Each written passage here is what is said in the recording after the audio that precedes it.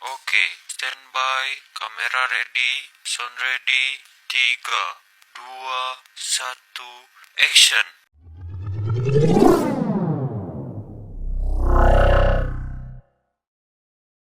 Labana, are you ready? Mania.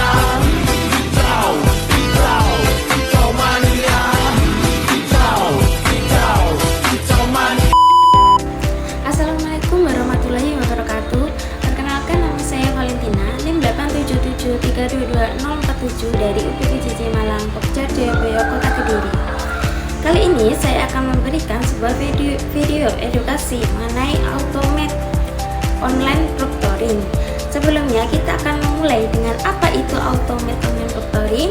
Automate online proctoring atau AOP adalah sistem pengawasan ujian daring yang memanfaatkan kecerdasan buatan, kamera, mikrofon, dan algoritma analisis perilaku untuk memantau peserta ujian secara otomatis tanpa kehadiran pengawasan fisik di lokasi yang sama. Sistem ini berfungsi menggantikan pengawasan manual tatap muka agar ujian dapat dilaksanakan kapan saja dan di mana saja dengan tetap menjaga integritas akademik.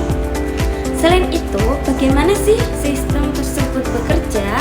Secara umum, AOP bekerja melalui tahapan, yaitu yang pertama ada verifikasi identitas. Jadi peserta itu melakukan verifikasi wajah dan dokumen identitas melalui kamera sebelum ujian dimulai. Dan yang kedua ada pemantauan selama ujian. Jadi kamera dan mikrofon mereka, aktivitas peserta. Jadi algoritma AI menganalisis gerakan mata, suara, perpindahan tab browser dan objek yang terdeteksi. Dan yang ketiga ada pemberian tanda atau flag. Jika sistem mendeteksi aktivitas mencurigakan seperti melihat ke arah lain, berulang secara berulang ya, atau suara orang lain, sistem akan memberi tanda bahwa pada rekaman tersebut ya. Yang keempat ada peninjauan oleh dosen. Jadi semua flag tidak langsung menjadi bukti curang. Dosen pengampu meninjau rekaman yang ditandai untuk memutuskan apakah terjadi pelanggaran. Human in the law tetap diperlukan ya agar keputusan tersebut bersifat adil. Jadi manfaatnya dalam menjaga integritas akademik secara umum yaitu menjaga konsistensi pengawasan. Jadi semua peserta diawasi dengan standar algoritma yang sama sehingga mengurangi subjektivitas pengawasan manusia. Dan selanjutnya ada efek pencegahan. Jadi keberadaan sistem pengawasan otomatis menimbulkan efek jerat sehingga kecenderungan kecurangan berkurang. Dan selanjutnya ada akses yang lebih luas. Jadi mahasiswa di daerah 3T atau terpencil dapat mengikuti ujian tanpa harus datang ke pusat ujian, tetapi integritas tetap terjaga. Yang selanjutnya ada efisiensi waktu penilaian rekaman dan laporan flag membantu dosen fokus pada bagian yang mencurigakan saja sehingga proses evaluasi lebih cepat. Dan yang selanjutnya, bagaimana sih universitas itu melindungi privasi mahasiswa? Jadi perlindungan privasi menjadi syarat wajib implementasi AOP. Jadi langkah yang dilakukan universitas antara lain itu ada kepatuhan hukum.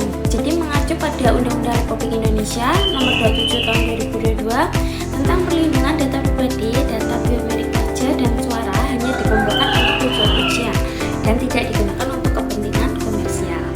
Dan yang selanjutnya ada pembatasan penyimpanan. Jadi data rekaman dan hasil analisis itu disimpan terenkripsi dalam jangka waktu terbatas, misalnya 30 sampai 90 hari, lalu dihapus secara otomatis. Yang selanjutnya ada akses terbatas. Jadi hanya dosen pengampu dan tim teknis tertentu yang memiliki akses ke rekaman ujian. Yang selanjutnya ada transparansi dan persetujuan. Jadi mahasiswa itu diberi informasi jelas sebelum ujian tentang data apa yang direkam, tujuan pengguna dan durasi penyimpanan persetujuan mahasiswa diperoleh sebelum sistem diaktifkan. Yang selanjutnya ada mekanisme banding. Jadi jika mahasiswa merasa dirugikan oleh hasil flag sistem atau universitas menyediakan tim etika asesmen untuk memproses banding secara objektif. Jadi itu adalah video edukasi dari saya, semoga bermanfaat. Terima kasih. Wassalamualaikum warahmatullahi wabarakatuh. Labana al Yaw Ready.